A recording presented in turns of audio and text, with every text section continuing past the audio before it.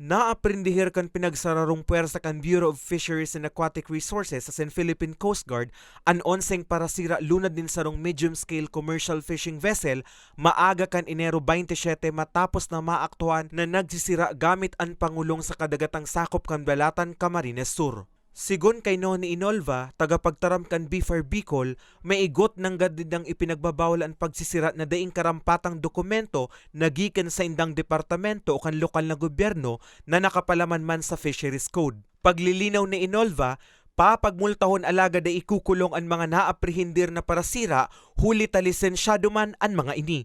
Alagad malinaw na nagkaigwan ng bayulasyon sa Republic Act 10654, Section 86 o unauthorized fishing, as in Section 95 o use of active gear in municipal waters based in other fishery management areas.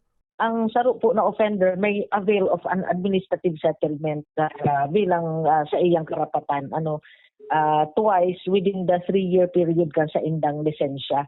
And kang nakaaging Biyernes po din in the afternoon nakapag file po ini ka itong offer to settle niya sa administrative adjudication committee ni.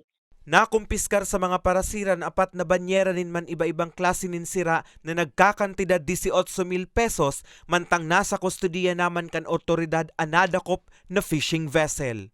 Tulos lang po na ipaabot po sa Samuyang Command Action Center through hotline number 0919-497-0286. So sa kasalukuyan po ang MCS vessel is yaon digdi within the Fisheries Management Area 7 na nagpapatrolya.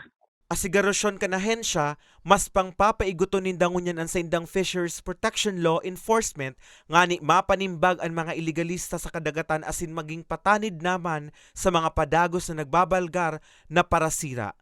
Para sa mga baretang tatak Bicol, Carmelo Balya.